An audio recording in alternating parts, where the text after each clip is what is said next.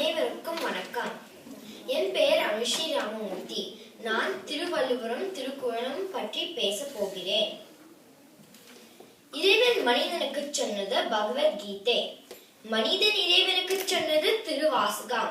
ஆனால் ஒரு மனிதன் பல மனிதர்களுக்கு சொன்னது திருக்குறள். ஆம், மனிதன் எப்படி வாழ வேண்டுமோ அப்படி வாழ்ந்தால் வானொலியும் தெய்வத்தில் வைக்கப்படும், அதாவது கடவுளாக மதிக்கப்படுவர் என்று துணிந்து தெளிந்து ஆனால் உறுதியாக சொன்னவர் வள்ளுவர் மட்டுமே.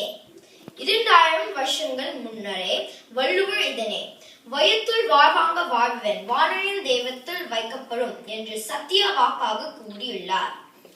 திருவள்ளுவர் இயேசு கிறிஸ்துவுக்கு 31 ஆண்டுகளுக்கு முன்னர் மயிலாப்பூரில் பிறந்தார் என்றும், வாசகியை மணந்தார் என்றும், நெசவு தொழிலை செய்தார் என்றும் வரலாறு உண்டு. திருவள்ளுவருக்கு நாயனார், தேவர், முதற் பாவலர், சென்னா போதர், பெருநாவலர் மற்றும் பல பெயர்கள் உள்ளன. திருவள்ளுவர் இயற்றிய நன்னூல் திருக்குறள் ஆகும். திருக்குறள் 1330 குறள்களை கொண்டது. திருக்குறள் 133 அதிகாரங்களை கொண்டது. ஒவ்வொரு அதிகாரமும் 10 குறள்களை கொண்டது. ஒவ்வொரு குறளும் 2 அடி 7 சீர்களை கொண்டது. திருக்குறள் 3 பெரும் பிரிவுகளை கொண்டது. அவை அறம், பொருள், இன்பம். திருக்குறளின் சிறப்பு பெயர்கள்: முப்பால், தெய்வநூல், தமிழ்மறை, பொதுமறை, பொய்யாமொழி, வள்ளுவம் மற்றும் பல. திருக்குறள் உலகில் உள்ள ஒழுக்க நூல்களில் முதன்மையானது. திருக்குறளுக்கு இணையாக எந்த நூலும் இல்லை. இவ்வளவு புனிதமான நூலை இந்தியர்கள் மற்றும் வெளிநாட்டவரும் விரும்பி படித்தனர். விக்டோரியா மகாராணி கண் விழித்ததும் படிக்கும் முதல் நூல் திருக்குறள்.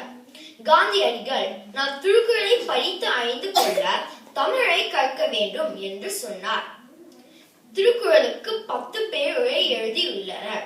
அதில் பைமேல் அழகில் எழுதிய உரை மிகவும் சிறந்தது. பைபிளுக்கு அடுத்தபடியாக அதிக மொழிகளில் மொழிபெயர்க்கப்பட்ட நூல் திருக்குறள். இது 80 மொழிகளில் மொழிபெயர்க்கப்பட்டுள்ளது. லத்தீனில் மொழிபெயர்த்தவர் பெஸ்கி ஃபாதர், ஜெர்மனில் மொழிபெயர்த்தவர் A.F. காமர்ஸ், பிரெஞ்சில் மொழிபெயர்த்தவர் E. ஏரியல், ஆங்கிலத்தில் மொழிபெயர்த்தவர் G.W. போப். திருக்குறளின் சிறப்பை பாடியவர்கள்: ஔவையார், அணுவை துளைத்து 7 கடலை புகுட்டி குறுக தரித்த குறள் என்று பாடினார். பாரதியார், வள்ளுவன் தன்னை உலகனுக்கு தந்து வான் புகழ் கொண்ட தமிழ்நாடு என்று பாடினார். திருக்குறளை பற்றி சில தகவல்கள்: திருக்குறளில் இடம்பெற்றுள்ள மலர்கள் 2 அனிச்ச மலர் மற்றும் குவளை மலர்.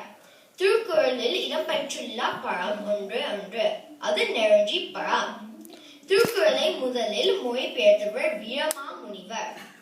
திருக்குறளில் ஓலைச்சுவடியில் இருந்து நூல் வடிவில் வெளியிட்டவர் எலிஸ் துரை.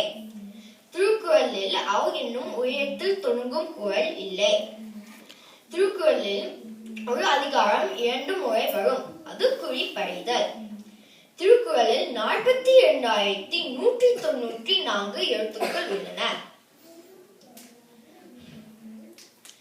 திருக்குறளில் ஒரு இடத்தில் கூட ஜாதியோ மதமோ இனமோ கடவுளோ இடம்பெறவில்லை.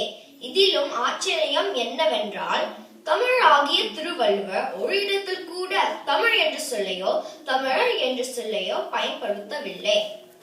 திருவள்ளுவர் ஜாதி, மதம், மொழி, இனம் ஆகியவற்றிற்கு அப்பாற்பட்ட ஒரு நூலாக உலக பொதுமறையாக திருக்குறளை தந்துள்ளார் என்பது வியப்பினும் வியப்பாகும்.